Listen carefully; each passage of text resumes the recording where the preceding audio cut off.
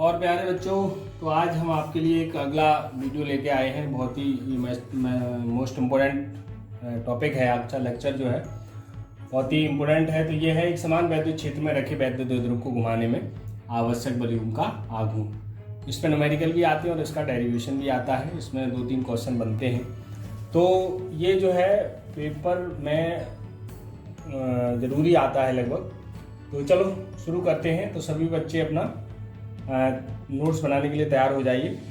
तो ये हेडिंग डाल लीजिए कि एक समान वैद्युत क्षेत्र में रखे जो वैद्युत द्विध्रुव को घुमाने में आवश्यक बलयुग्म का आघूर्ण है। तो इसे पढ़ने से पहले पिछले जितने भी जो डेरिवेशन है वो आपको सब पढ़ने चाहिए, क्योंकि उसी के इसमें टच है। डेरिवेशन का जो फॉर्मूले यूज है वो उसमें भी यूज होंगे। तो सबसे पहले वैद्युत द्विध्रुव के बारे में आपको सबको पता ही होगा। तो चलो शुरू करते हैं। तो सबसे पहले हम बनाएंगे एक समान वैद्युत क्षेत्र। तो एक समान वैद्युत क्षेत्र कैसे बनाएंगे कि हम इन्हें तीरों द्वारा दिखा देते हैं। ऐसे तीर बना दीजिए।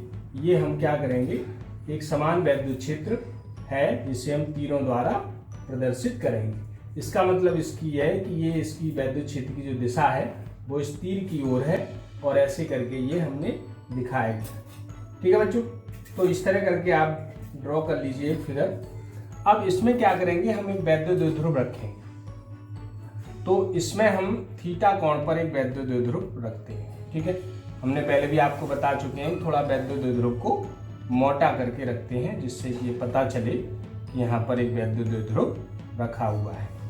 तो वैद्युत द्विध्रुव हम लोग जानते हैं कि वैद्युत द्विध्रुव क्या होता है कि जिसमें दो बराबर परंतु विपरीत आवेश एक दूसरे से अल्प दूरी पर रखे हो। तो ये हमने एक वैद्युत द्विध्रुव बना लिया है।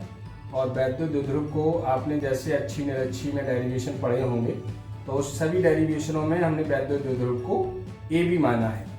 तो ए बी माना है और उनके बीच की जो दूरी है वो हमने 2l मानी। तो ये ए है और ये हम बी मान लेते हैं। ठीक है, तो यहाँ पर -q रखा हुआ है आवेश और यहाँ पर हम +q आवेश रख लेते हैं।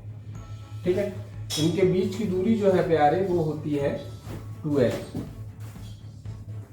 दोनों आवेशों के बीच की दूरी 2l होती है वैद्युत द्विध्रुव है, जैसा कि आप पहले पढ़ चुके हैं। हम क्या करेंगे कि यहाँ से ये इस तरह करके डॉटेड मिलाएंगे और ये यहाँ पर एक समकोण त्रिभुज बन जाता है। तो ये ए बी, इसको हम सी डाल देते हैं। ये थीटा कोण पर रखा हुआ है बच्चों, क्षेत्र ये है और क्षेत्र के साथ ये क्या है, थीटा कोण पर हमने रख दिया है। तो ये हमें दूरी निकालनी है ये। तो देखो एक चीज बताएं हम आपको कि जैसे चित्र से समकोण त्रिभुज ले लो ए बी सी में, तो इसमें साइन लगा दो। साइन थीटा इक्वल टू लंब बटे कर्ण, तो बी सी बटे ए बी। यहां से यदि हम बी सी निकालें तो ए बी साइन थीटा हो जाएगा। तो बी सी इक्वल टू हमारा हो गया 2l साइन थीटा। ठीक है बच्चों, तो ये जो दूरी है ये हमारी हो जाएगी 2l साइन थीटा। क्लियर हुई बात? तो ये हमारा एक फिगर है और ये वैद्युत क्षेत्र, इसे हम क्या ई से दिखा देंगे। ये ई द्वारा प्रदर्शित किया गया है। यही सारी लैंग्वेज हम क्या करेंगे कि इस फिगर में लिखें। तो क्या लिखेंगे कि माना एक समान वैद्युत क्षेत्र ई है जिसे तीरों द्वारा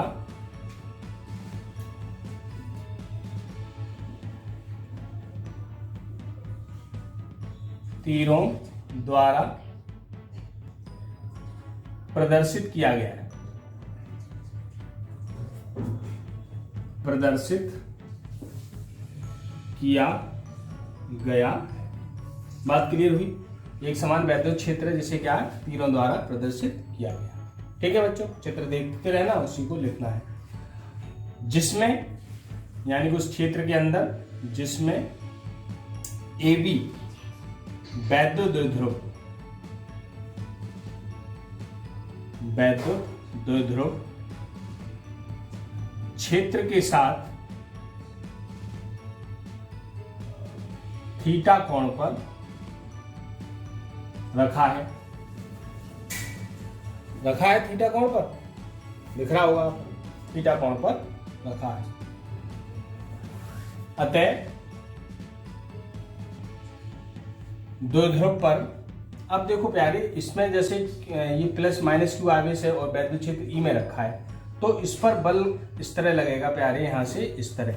और आपको पता है जैसे हमने सूत्र पढ़ा है, ई बराबर हमारा होता है एफ अपॉन क्यू। तो यहाँ से हम एफ निकालेंगे तो एफ क्या हो जाएगा, क्यू ई हो जाएगा। तो एक तो बल यहाँ पर ये लगेगा हमारा, यानी कि क्यू ई, और इतना ही बल लगेगा इस तरफ करके ऐसे, ये यहाँ पर भी लगेगा क्यू ई।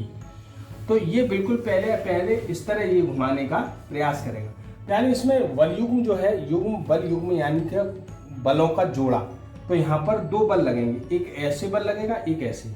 जैसे आप कभी ताले से, चाबी से ताला खोलते हैं यूं करके, या टोटी खोले यूं, तो इसमें दो बराबर परंतु विपरीत आवेश जहाँ लगे वो क्या कहते हैं, बल युग्म कहते हैं। वह बिंदु जिस पर दो बराबर परंतु विपरीत बल कार्य करें, वो दोनों बल क्या कहलाते हैं, बल युग्म कहलाते हैं। जैसे चाबी से ताला खोलना या टोटी खोलना, तो वही है, इस पर क्या होगा, इस तरह करके ये बल लगेगा। क्योंकि हम लोग जानते हैं जब क्यू आवेश वैद्युत क्षेत्र ई में रखा होता है तो उस पर बल जो है F बराबर क्यू ही लगता है, पहले हमने पढ़ा है। तो इस तरह करके इन दोनों आवेश, यहाँ ये बल लगेगा और यहाँ पर इस तरह बल लगेगा, जिससे कि ये घूमने लगेगा, घुमाने का प्रयास करेगा। अतः द्विध्रुव के दोनों आवेशों पर F बराबर क्यू ई बल कार्य करने, बल F बराबर क्यू ई बल बराबर परंतु विपरीत दिशा में कार्य करने लगते हैं, जो कि द्विध्रुव को क्षेत्र के समांतर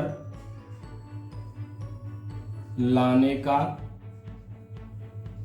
प्रयास करते हैं।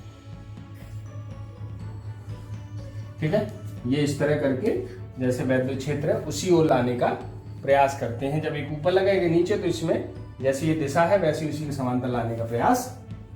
ठीक है, तो अब क्या करेंगे, अतः द्विध्रुव पर लगने वाला बलयुग्म का आघूर्ण,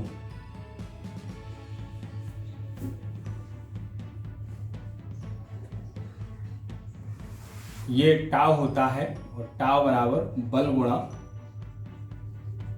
क्रिया रेखा से लंबवत दूरी होती है। तो टाव इज इक्वल टू बल कितना F लग रहा है, क्रिया रेखा से लंबवत दूरी ये है BC, तो ये क्या हो जाएगा 2L sin थीटा। परंतु F बराबर QE रखने पर,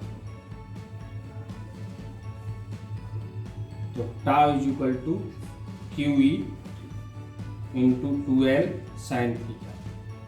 अब बच्चों क्या करेंगे, यहाँ पर हम 2L को एक जगह लगा लो, तो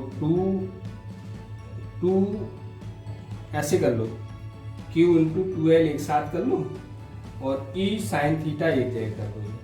ऐसा इसलिए किया है क्योंकि इसकी जगह हम क्या लिखेंगे, वैद्युत द्विध्रुव आघूर्ण। तो क्या लिखेंगे, जहां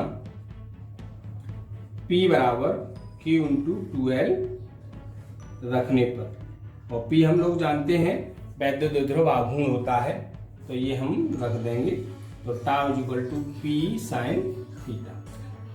तो ये हमारा क्या निकल आया, वैद्युत द्विध्रुव को घुमाने में आवश्यक बलयुग्म का आघूर्ण आ गया। डेरिवेशन बहुत सिंपल है, बहुत ज़्यादा आपको वो नहीं करना पड़ेगा।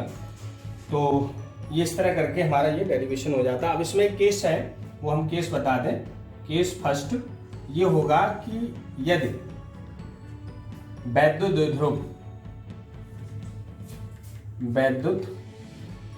द्विध्रुव क्षेत्र के, इसे नोट कर लो फिर हम निकालते हैं। नोट कर लीजिए आप, फटाफट नोट करो।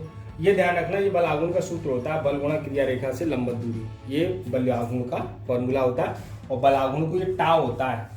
ये क्या होता है? टाव।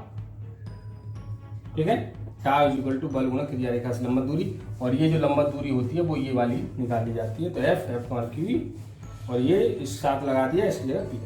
ओके, हो गया? नोट हो गया? चलिए इसे हम साफ करते हैं। चल, तो वैद्युत क्षेत्र के, यदि वैद्युत द्विध्रुव क्षेत्र के समांतर हो तो समांतर में क्या होता है? थीटा इज इक्वल टू 0, तो टा इज इक्वल टू 0, क्योंकि साइन 0 जब लगाएंगे हम तो साइन 0 का मान 0 होता है। यहाँ पर थीटा की जगह हम 0 लगा देंगे तो साइन 0 का मान 0, तो ये टा बराबर पी हो जाएगा। अतः द्विध्रुव पर कोई बल युग्म का आघूर्ण कार्य नहीं करेगा। ठीक है। केस सेकंड, यदि द्विध्रुव क्षेत्र के लंबवत हो, अर्थात थीटा इज इक्वल टू 90, तो साइन 90 इज इक्वल टू 1, अर्थात टाउ मैक्सिमम, क्योंकि साइन का अधिकतम मान 1 होता है, पी होगा। अतः इस स्थिति में बल आघूर्ण अधिकतम होगा। कब? जब वो क्षेत्र के लंबवत रखा है तो बल आघूर्ण अधिकतम होगा। ठीक है। द्विध्रुव पर कोई बल आघूर्ण, ये यूं काट, मैं डायरेक्ट लिख दूं तो थोड़ा सा तुम्हें समझ में सही आएगा। द्विध्रुव पर कोई बल आघूर्ण कार्य नहीं करेगा। ठीक है भाई, और ये लंबवत रखा है तो उस पर बल आघूर्ण अधिकतम कार्य करेगा। कभी कभी क्या होता है कि यहाँ से एक डेफिनेशन निकाली जाती है कि डेफिनेशन बताइए। मैं एक आपको और चीज बताऊंगा, केस थर्ड हम नहीं बताएंगे। जैसे ये 180 हो विपरीत, यदि द्विध्रुव को वैद्युत क्षेत्र के विपरीत रखा जाए तो क्या होगा प्यारे कि थीटा इक्वल टू 180 लगाएंगे विपरीत के लिए। तो 180 जब लगाएंगे तो क्या होगा कि साइन 180 का मान भी 0 होता है, इसलिए उस स्थिति में भी वैद्युत ध्रुव पर कोई बल आघूर्ण कार्य नहीं करेगा। तो ध्यान रखना, क्षेत्र के समांतर और क्षेत्र के विपरीत यदि वैद्युत ध्रुव रखा हुआ है तो उस पर कोई बल आघूर्ण कार्य नहीं करेगा। केवल एक स्थिति में बल आघूर्ण सबसे ज्यादा कार्य करेगा, जब वो क्षेत्र के लंबवत रखा हुआ है। ठीक है बच्चों, तो इस तरह ये ध्यान रखना है। इससे कभी कभी डेफिनेशन पूछी जाती है, तो मैं आपको एक डेफिनेशन बताता हूं कि यदि E बराबर 1 न्यूटन प्रति कूलम हो तो क्या होगा, P बराबर टाउ मैक्सिमम हो जाएगा। टाउ मैक्सिमम, यहाँ 1 बराबर यहाँ रखेंगे तो P बराबर टाउ मैक्सिमम हो जाएगा। तो इसकी एक डेफिनेशन है प्यारी, वो आपको बताते हैं। आप इस तरह नोट कर लीजिए, फिर देखते हैं।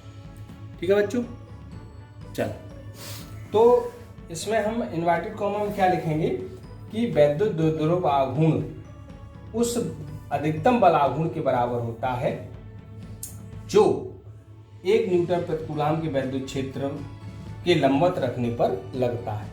तो क्या करेंगे कि वैद्युत द्विध्रुव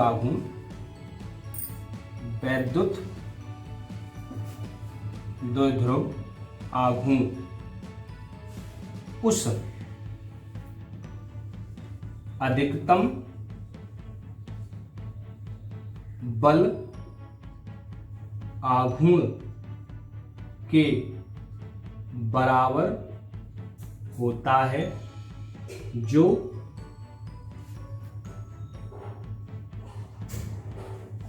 एकांक वैद्युत क्षेत्र के लंबवत रखने पर लगता है। ओके बच्चों, ये हमारी एक इस सूत्र से भी डेफिनेशन कभी कभी ये पूछा जाता है कि वैद्युत द्विध्रुव आघूर्ण की परिभाषा बल आघूर्ण के पदों में बताएं। वैद्युत द्विध्रुव की परिभाषा, वैद्युत द्विध्रुव आघूर्ण की परिभाषा बल आघूर्ण के पदों में बताइए, तो आपको यहाँ से ये पूरी लिख देनी है। ठीक है बच्चों, तो इसमें एक तो ये केस हो गया और एक इसमें डेफिनेशन कभी कभी पूछी जाए तो आप इसे लिख सकते हैं। तो इस तरह करके ये पूरा आपका डेरिवेशन हो गया है। इसमें हमने एक छोटी सी डेफिनेशन थी वो भी आपको बता दी। तो ठीक है बच्चों, इसे नोट कर लीजिए और अपना तैयार कर लीजिए। ओके।